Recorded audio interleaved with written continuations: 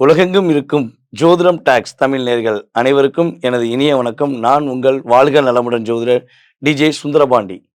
தற்போது நம்ம என்ன விஷயத்த பார்க்க போறோம்னா, அதாவது பார்த்தீங்கன்னா, மொத்தம் 12 ராசி.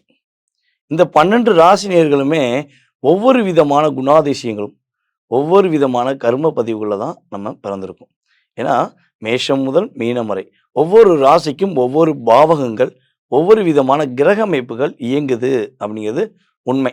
ஏன்னா, ஒரு ராசியில 3 நட்சத்திரங்கள். இந்த 3 நட்சத்திரத்திலயுமே பார்த்தீங்கன்னா, ஒவ்வொரு நட்சத்திர அதிபதியும் வெவ்வேறா வருவாங்க. இப்ப அஸ்வினி நட்சத்திரம் அப்படின்னு எடுத்தோம்னா கேது வருவாரு. பரணி எடுத்தோம்னா சுக்கிரன் வருவாரு. ஸோ, அதுபோல கிருத்திகை எடுத்தோம்னா சூரியன் வருவார். இதே மாரி தான் ஒவ்வொரு ராசிக்குமே 3 நட்சத்திரங்கள், 3 நட்சத்திர அதிபதிகள், அதேபோல அந்த ராசியில உச்சம், நீசம் அப்படின்னு பெற்ற கிரக அமைப்புலாம் நெறைய இருக்கு. அப்ப இப்படி கிரக அமைப்பு கொண்ட 12 ராசி நேயர்களுடைய கர்ம வினைகள் என்ன? நீங்க என்ன விஷயத்துக்காக உங்களுடைய செயல்பாடுகள அதிகமா செய்றீங்க? நீங்க இந்த பூமியில பிறந்து எத்தன பெர்சன்டேஜ் உங்களுடைய கர்மாவ நீங்க கழிச்சுட்டு போறீங்க? அப்படிங்கிறத பத்தி நம்ம விரிவா, விவரமா பார்க்க போறோம். ஸோ, இதுல பார்த்தீங்கன்னா, மேக்ஸிமம் என்னைய பொறுத்தளவு ஒவ்வொரு ராசிக்கும் நீங்க என்ன தானம் கொடுக்கணும்? என்ன விஷயங்கள பயன்படுத்தணும்? அப்படிங்கிறத துல்லியமா எடுத்துட்டு வந்துருங்க. அதாவது 100% உங்களுடைய பிறப்பின் ரகசியத்தைய பத்தியும் நம்ம பார்க்க போறோம். 12 ராசிக்குமே பிறப்பின் ரகசியம்னு சொல்லி ஒண்ணு இருக்கும். அப்ப அந்த ரகசியம் என்ன? செயல்பாடு என்ன? அப்படின்னு தெளிவா நீங்க தெரிஞ்சுக்கணும்னு ஆசைப்படும்போது, நான் சொன்ன மாரி வீடியோ முழுமையா பாருங்க. உங்களுக்கு ரொம்ப ரொம்ப பயனுள்ள விஷயமாக, வாழ்நாள் முழுவதும் பயனுள்ள செயல்பாடாக இது உங்களுக்கு உதவும் என்பது என்னுடைய கருத்து. வாங்க வீடியோக்குள்ள போலாம். மற்றவர்களுடைய குழப்பத்துக்கும், மற்றவர்களுடைய பிரச்சனைக்கும் அதிக முக்கியத்துவம் குடுத்து, தன்னை மறந்து தன்னலமற்றவராக செயல்படக்கூடிய கும்ப ராசி அன்பர்களாகிய உங்களுக்கு, உங்களுடைய பிறப்பின் ரகசியமும், உங்களுடைய கர்ம வினைகளுடைய செயல்பாடுகள், உங்களுடைய கர்மாவை நீங்க எவ்வளோ தூரம் குறைக்கிறீங்க, செயல்படுத்துறீங்க அப்படிங்கிறத பத்தியும் நம்ம தெளிவா பார்க்க போறோம். அதாவது பொதுவாகவே பார்த்தீங்கன்னா, கும்ப ராசிக்காரங்க அப்படின்னா, ஒரு அன்பு, பாசம், அக்கறை அப்படிங்கிறத எளிதா சொல்லிடலாம்.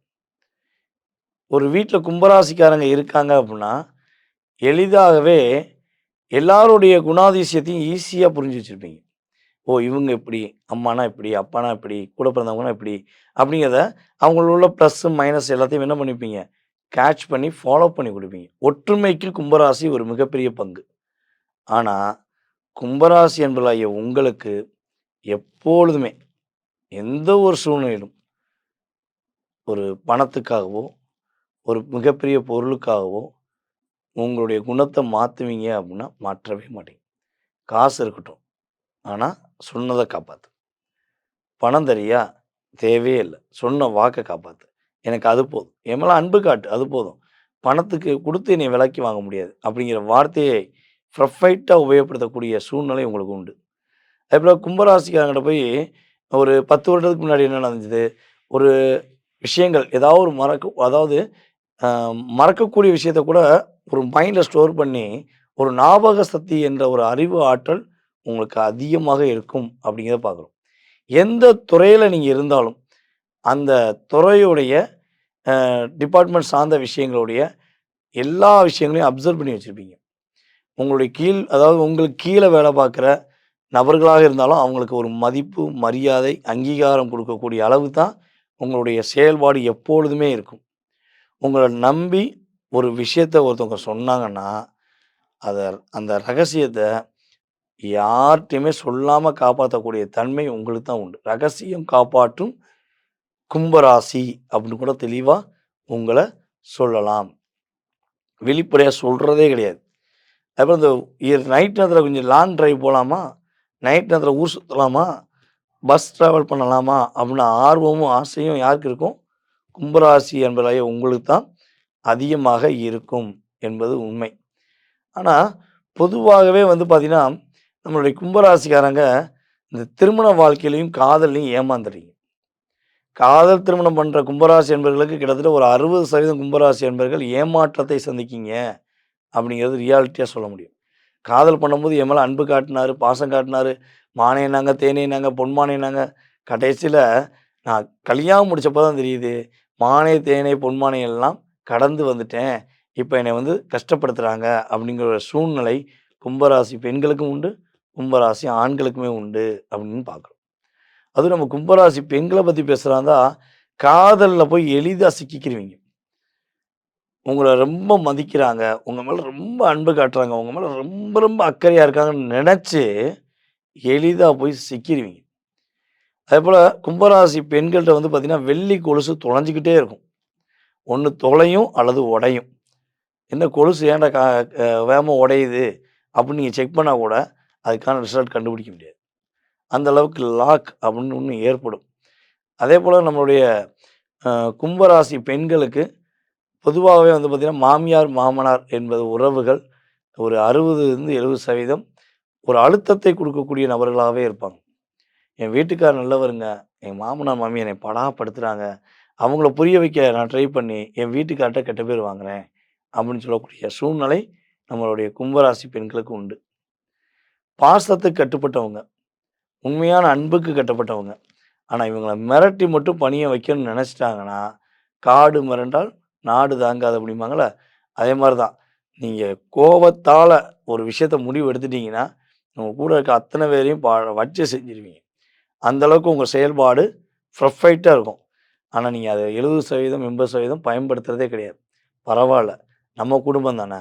நம்ம உறவு தானேன்னு சொல்லி என்ன பண்ணீங்க? விட்டு குடுத்து, விட்டு குடுத்து, விட்டு குடுத்து உங்களுடைய வாழ்க்கைய நீங்க நெறைய விஷயங்கள்ல பாசத்துக்கும், அன்புக்கும் கட்டுப்பட்டு நடக்கிறனால தான் உங்க குடும்பம் இன்னும் நிலையா இருக்கு. அப்படிங்கிறது நிதர்சனமான உண்மை. இப்ப நம்ம கும்பராசி அன்பர்களுக்கு ஒரு வாழ்க்கையில திருமண வாழ்க்கையா இருக்கட்டும், காதல் திருமணமா இருக்கட்டும், அல்லது உறவுகளால இருக்கட்டும், ஏதாவது நன்மை இருக்குமானா, 30% நன்மை இருக்குன்னா அதுவே பெரிய விஷயம். ஆனா உங்களால மற்றவங்களுக்கு 80% நன்மை உறுதியாக, நிச்சயமாக உண்டு அப்படிங்கிறத எழுதி குடுத்துடலாம். அந்த அளவுக்கு நீங்க உங்க லைஃப என்ன பண்ணீங்க, மத்தவங்களுக்காக நிறைய விஷயங்கள விட்டுக் குடுத்து போறீங்க. ஸோ இப்படிப்பட்ட சூழ்நிலையில உங்களுடைய பிறப்பின் ரகசியம் இதான் அப்படிங்கிறத தெரிஞ்சுக்கிட்டோம். ஸோ நீங்க உங்களுடைய கர்ம பலன்கள் அப்படின்னு சொல்லி பார்க்கும்போது, கிட்டத்தட்ட இந்த பூமியில பிறந்து நீங்க ஒரு 97 பாயிண்ட் வரையும் நீங்க உங்களுடைய கர்மாவை என்ன பண்ணீங்க? சுமந்துக்கிட்டு இருக்கீங்க. ஸோ இதில ஒரு பெர்ஃபெக்ட்டான பாயிண்ட், பெர்ஃபெக்ட்டான விஷயங்கள், நல்ல ஒரு பிளெஸ்ஸிங், நல்ல கர்மாக்களை கர்மா சம்மந்தப்பட்டங்களே சம்மந்தப்பட்ட விஷயங்கள நீங்க பெற்று, தேவையில்லாத ஒரு என்ன சொல்றேன்னா, நெகட்டிவ் கர்மாக்களை நீங்க விலக்கணும் அப்படின்னு ஆசைப்பட்டீங்கன்னா, மாசத்துக்கு அட்லீஸ்ட் வந்து பார்த்தீங்கன்னா, மாசத்துக்கு ஒரு முறை ஓகேவா? மாசத்துக்கு ஒரு முறை அதாவது நம்மளுடைய அ 3ஆம் பாலினத்தவர்கள் என்று சொல்லக்கூடிய சகோதர, சகோதரிகளுக்கு உங்களால முடிஞ்ச உதவிகள் செய்யுங்க. அவங்களுக்கு நீங்க முடிஞ்ச உதவிகள் செய்ய, செய்ய, செய்ய உங்க லைஃப் பெரிய ஒரு மாற்றத்தை சந்திக்கும். அதுக்கடுத்து வேற யாருக்கு உதவி செய்யலாம் அப்படின்னா, படிக்கிற குழந்தைகளுக்கு உங்களால முடிஞ்ச அளவு பாட புத்தகங்கள் வாங்கி குடுங்க. ஸோ இந்த விஷயங்கள நீங்க செய்யும்போது, நல்ல விதமான பாசிட்டிவான விஷயங்கள் உங்களை தேடி வரும். நெகட்டிவான விஷயங்கள் ஆட்டோமேட்டிக்கா உங்கள விட்டு வெளிய போகும் என்பது நிதர்சனமான உண்மை. நேயர்களே, உங்களுடைய இயல்பான குணம், யார் யாரெல்லாம் உங்கள எப்படி பயன்படுத்துறாங்க? நீங்க எந்த விஷயங்கள்ல உங்களுடைய செயல்பாடுகள மாற்றிக்கொள்கிறீங்க? நீங்க மாட்டிக்கொள்கிறீங்க? அப்படிங்கிறத பத்தி தெளிவா பார்த்துருக்கோம். ஸோ இது வந்து பார்த்தீங்கன்னா, உங்களுடைய ராசியின் அடிப்படையில பிறப்பின் ரகசியம் கர்மா அப்படிங்கிறத தெளிவா பார்த்துருக்கீங்க. இதை தாண்டி நெறைய விஷயங்கள் உங்களுடைய லைஃப்ல ஒரு என்ன சொல்றேன்னா, சந்துக்குள்ள போயி, அடுத்து டர்ன் பண்ணி, அடுத்து ரைட்ல கட் பண்ணி, அடுத்து லெஃப்ட்ல கட் பண்ணி போற மாரி லைஃப் நெறைய குளறுபடியான விஷயங்கள நீங்க கடந்து வந்திருக்கலாம். அப்ப எதிர்காலம் என்பது எல்லாருடைய வாழ்க்கைக்கும் ரொம்ப அவசியம். கடந்த காலத்தில் நடந்த பிரச்சனையிலிருந்து எதிர்காலத்தில் வரப்போகின்ற மாற்றங்களை தெரிந்து கொள்ள வேண்டும் என ஆர்வமும், ஆசையும், எண்ணமும் உங்களுக்கு இருக்கு அப்டின்னா, நீங்க செய்ய வேண்டியது ஒரே ஒரு விஷயம் தான். நீங்க யாருக்கு ஜாதகம் பார்க்க நினைக்கிறீங்களோ, உங்களுடைய பெயர், பிறந்த தேதி, மாதம், வருடம், நேரம், எந்த ஊர்லேருந்து பேசுறீங்க, எந்த நாட்டிலேருந்து பேசுறீங்க அப்படிங்கிற எனக்கு டீட்டெயில்ஸ் அனுப்பிவிடுங்க. ஸோ டீட்டெயில்ஸ் அனுப்பிவிட்டீங்கன்னா, உங்களுக்கான நேரம் ஒதுக்கி உங்களுடைய சுய ஜாதகத்தை மிக துல்லியமாக கணித்து, உங்களுடைய எதிர்காலம் சம்மந்தப்பட்ட அத்தனை விதமான கேள்விகளுக்கும் உங்களுக்கு பலன் சொல்ல நான் காத்திருக்கிறேன். இன்னொரு விஷயம் வந்து பார்த்தீங்கன்னா, ஜாதகமே இல்லங்க. எங்க வீட்ல ஜாதகம் எழுதி வைக்கல. நான் என்னுடைய வாழ்க்கை ரகசியத்த, என்னுடைய பிறப்பின் ரகசியத்த தெரிஞ்சுக்கிற முடியுமா? ஸோ எனக்குள்ள நிறைய கேள்விகள் இருக்கு. அந்த கேள்விக்கான விடை கிடைக்குமா? அப்படின்னு எதிர்பார்க்கிற நேயர்களாக நீங்கள் இருந்தாலும், உறுதியாக நீங்க எனக்கு கால் பண்ணுவீங்க பார்த்தீங்களா? அந்த நேரத்தை பிரசன்னமாக எடுத்துக்கொண்டு, உங்களுடைய வாழ்க்கையுடைய மாற்றங்கள், முன்னேற்றங்கள் என்ற செயல்பாடை உறுதியா கணித்து கூற முடியும் என்பது என்னுடைய கருத்து. ஓகேவா? இதை தாண்டி ஜோதிடம் என்பது மிகப்பெரிய கடல். ஜோதிடம் என்பது மிகப்பெரிய கடல். இந்த ஜோதிடத்த கத்துக்கிறன்னு ஆசை, ஆர்வம் யாருக்காச்சும் இருக்குன்னா, உறுதியாக நீங்க என்ன பண்ணலாம்? நம்மளுடைய ஆன்லைன் கிளாஸ்ல கலந்துக்கலாம். நம்ம ஆன்லைன் கிளாஸ் வந்து பார்த்தீங்கன்னா, இது வந்து 5வது பேட்ச். ஆன்லைன் மூலமாக நம்ம கிட்டத்தட்ட 4 பேட்ச் எடுத்துட்டோம். அடிப்படை ஜோதிடம் கத்துக் குடுத்துக்கிட்டு இருக்கோம். ஸோ, நீங்க அடிப்படை ஜோதிடம் கற்றுக்கொள்ள வேண்டும் என ஆர்வமும், ஆசையும் இருந்தா, மறக்காம நீங்க கீழ வாட்ஸ்அப் நம்பருக்கு ஜோதிடம் கற்றுக்கொள்ள ஆசைப்படுகிறேன் அப்படிங்கிறத எனக்கு எஸ்எம்எஸ் பண்ணுங்க. கட்டாயமாக உங்களுக்கு லிங்க் அனுப்பப்படும். வருகிற சித்திரை மாதம் 1ஆம் தேதியிலேருந்து கிளாஸ் ஆரம்பம். ஓகேவா? ஸோ, நீங்க எந்த ஊர்ல இருந்தாலும் சரி, எந்த நாட்ல இருந்தாலும் சரி, உங்களுடைய வீட்லயோ இல்ல உங்களுடைய அலுவலகத்திலிருந்தே நீங்கள் எளிதாக ஜோதிடம் கற்றுக்கொள்ள முடியும். அதற்கான டெர்ம்ஸ் அண்ட் கண்டிஷன் உங்களுக்கு எஸ்எம்எஸ்ல சொல்லப்படும். வாய்ப்புகளை பயன்படுத்திக் கொள்ளுங்கள்.